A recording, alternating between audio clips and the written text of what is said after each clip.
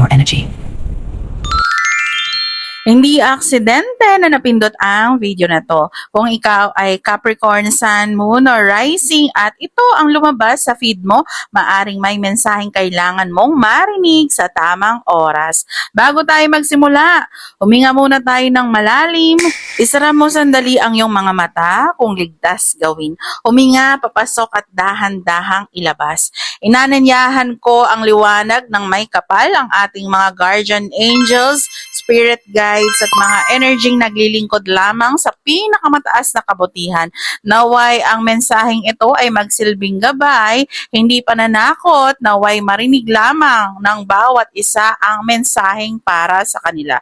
At gusto kong ipaalala, ang tarot ay hindi kapalit ng sariling desisyon, legal advice, financial advice o medical na payo. Isa lamang itong spiritual tool para sa reflection, awareness at guidance. Kung ang mensahe ay hindi tumutugma sa iyong sitwasyon, hayaan mo itong dumaan. Maaring hindi ito ang reading mo ngayon. At para naman sa mga hindi naniniwala sa tarot, malugod ko kayong tinatanggap dito. Hindi ko hinihikayat ang sinuman na paniwalaan agad ang bawat sinasabi ko. Gamitin natin ang discernment. Pakinggan, obserbahan at kunin lamang kung ano ang nagbibigay ng positive na pagninilay sa inyong buhay. Sa mga nakakatanda nating nanonood, maraming salamat sa inyong oras. Ang inyong karanasan sa buhay ay hindi kayang tapatan ng kahit anong cards. Ang tarot ay gabay lamang, ang tunay na karunungan ay nanggagaling pa rin sa Diyos, sa ating konsensya at sa mga aral na ating pinagdaanan. Isa pang napakahalagang paalala, hindi ako ang unang nagme-message sa kahit sino para mag-alok ng personal reading. Kayo po ang unang magme-message sa akin para sa personal reading. Ngayon, Capricorn, napakabigat ng energy na lumalabas sa reading na to. Hindi ito tungkol sa simpleng tampuhan, hindi rin ito tungkol sa maliit na misunderstanding. Ito ay tila kwento ng mga taong matagal nang may kinikimkim, mga emosyon na hindi na ilalabas at mga desisyong ipinagpapaliban hanggang sa dumating ang puntong wala nang gustong magsalita. Ito ang isa sa mga pinaka-controversial na energy na matagal kong nakita at gusto kong sabihin agad, hindi ito nangangahulugang mangyayari ito sa lahat ng Capricorn ha. Ito ay para lamang sa mga taong tunay na nakaayon sa energy ng reading na to. Habang tinitignan ko ang center energy ng King of Wands reverse, parang may isang tao rito na sanay siyang siya ang may control. Sanay siya ang nasusunod. Sanay siyang kapag nagsalita siya, susunod ang lahat. Pero ngayon, parang unti-unti nang nawawala ang control na yon. May mga pangyayaring hindi na niya kayang manipulahin. May mga taong hindi na natatakot magsabi ng tama na. At dito nagsisimulang maging controversy ang reading. Pakiramdam ko may isang sitwasyon na matagal nang tinatakpan, matagal nang pinapakitang maayos, matagal nang pinapaniwalaang okay lang. Pero sa ilalim ng lahat ng yon, may tensyon, may galit, may sama ng loob, may mga salitang hindi sinasabi or hindi sinabi sa tamang panahon. At ngayon, parang hindi na kayang itago. May katotohanan gustong lumabas. May gustong mabunyag na lihim. May isang tao na pagod na magkunwari. Kung nararamdaman mo ikaw yan, huwag kang matakot dahil minsan bago dumating ang kapayapaan, kailangang lumabas muna ang katotohanan. Hindi para sirain ang buhay mo ha, kundi para tapusin ang cycle na matagal nang nagpapabigat sa puso mo. Capricorn, habang mas lumalalim ako sa energy na to, parang may isang kwento na unti-unting nabubuo. Hindi ito mukhang bagong problema, matagal na itong nagsimula. May mga taong ilang beses nang nagbigay ng pagkakataon, ilang beses nang nagsabing, sige, pag-usapan natin. Pero sa bawat pagkakataon, parang walang totoong pagbabago. Ang nakikita ko rito ay paulit-ulit na cycle. May isang tao na laging bumabalik sa dating ugali, laging may pangakong magbabago ako. Pero kapag lumipas ang ilang araw o linggo, bumabalik na naman sa dati. At doon napapagod ang kabilang panig. May isa ring energy rito na hirap magpakita ng tunay na emosyon. Sa labas, mukhang kalmado, mukhang matatag, mukhang walang pakialam. Pero sa loob, punong-puno na ng takot.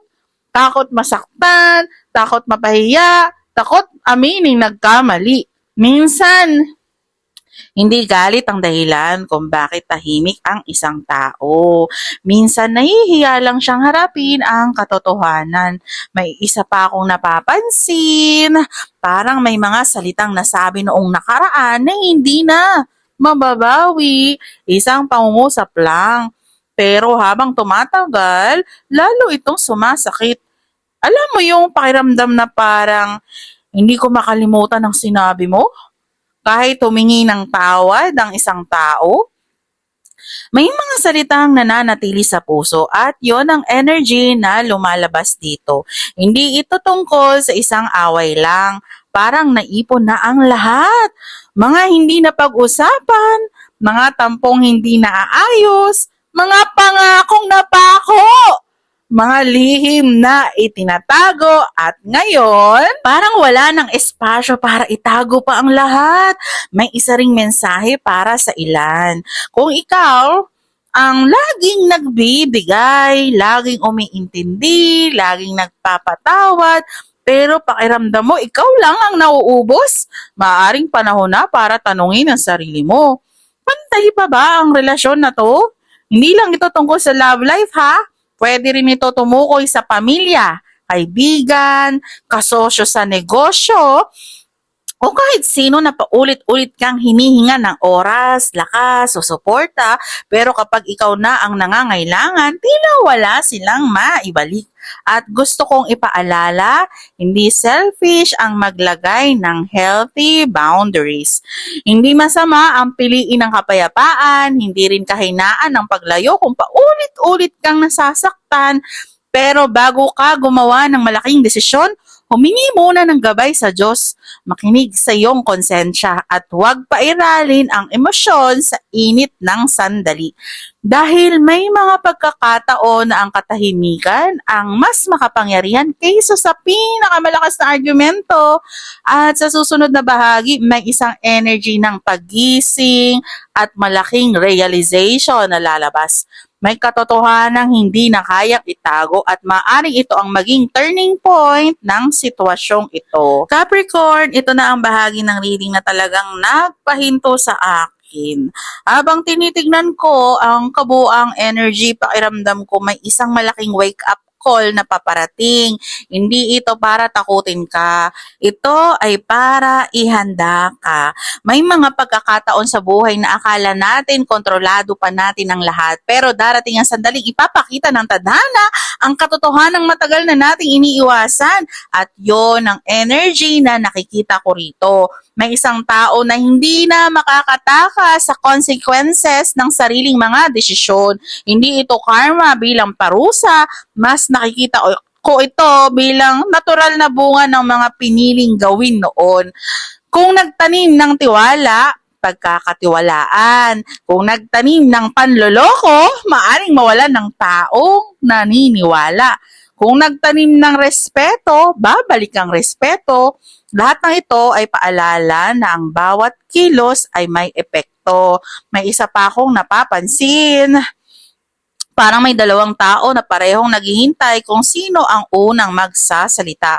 Parehong matigas, parehong nasasaktan, parehong may gustong sabihin, pero pareho ring pinipili ang katahimikan.